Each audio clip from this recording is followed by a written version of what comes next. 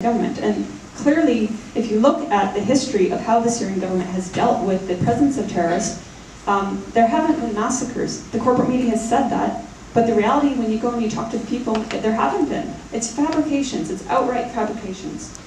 I was going through my blog today, and I came across a post of mine from August 2015. And in that post, I was looking at a guy named Khalid Khatib. He's a photographer and a member of the White Helmets. And this popped out at me. I noted it, but now this is even more significant. At the time, he said, he was being interviewed by media that was lauding him as a heroic white helmet, and he said, if only we could get early warning, we could get children out of schools, warn families.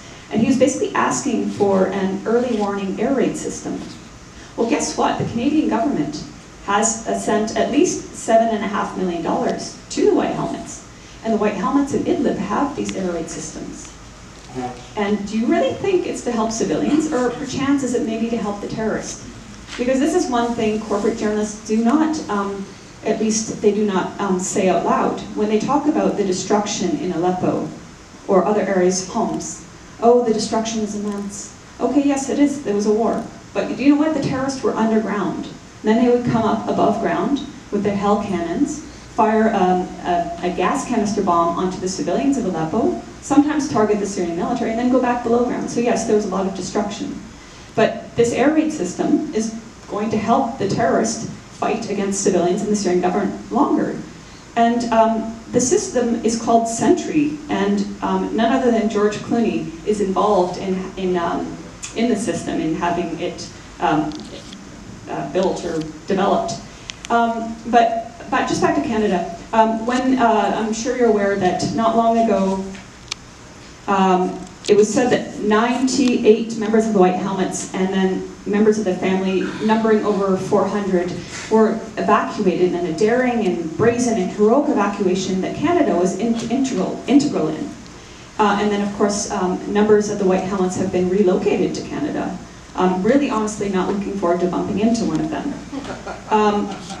John Kentley was, I believe, a British journalist, and he was held hostage by ISIS. And there's actually a video where he describes the White Helmets as the ISIS fire brigades.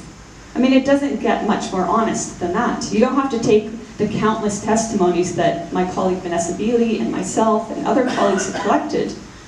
There's a journalist who's on the side of corporate media, and he's calling them in the video ISIS fire brigade. So, I guess I would love to say a lot more, but I should wrap up. But I do want to go off topic just for a moment, because we're talking about media, and well, I want to talk about a journalist. He's a Russian journalist. He's being detained in Ukraine. His name is, I'm going to butcher this, but Kirill Vyshinsky. And I never heard about him in Western media. And the only reason I heard about him is that somebody said, hey, will you please support this Facebook page? He's being detained since, I believe it's March. He's not had trial, and if the Ukrainian authorities have accused him of treason for simply doing his job as a journalist. And if he's sentenced, he's going to face 15 years in prison. And recently, he did a video where he said, I am not suicidal. So you know what that means. There's a very real risk, because of our media being silent on this journalist's detention, there's a very real risk this man is going to be murdered, and it will be said he suicided himself. So I know this has been a bit all over the place, because there's so much I did want to say. I guess, basically, the role of the media has been so grotesque, and it has been criminal, absolutely criminal, because on the one hand, they're negating honest Syrian voices that really want their words to be heard by all of you, and they want you to know about how they've suffered under this terrorism, how it's destroyed their country, how they wanted to go back to how it was before 2011.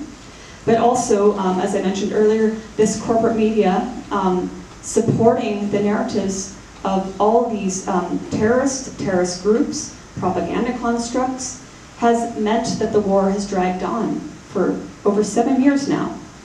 I'll just end with a quote of the father of Amran Daknish, and he said, they are trading in our blood.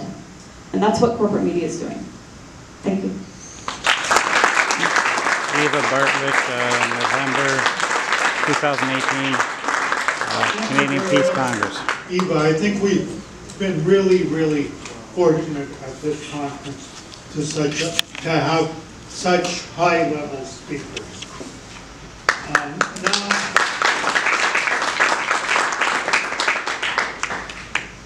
Now I'd like to introduce someone who is an expert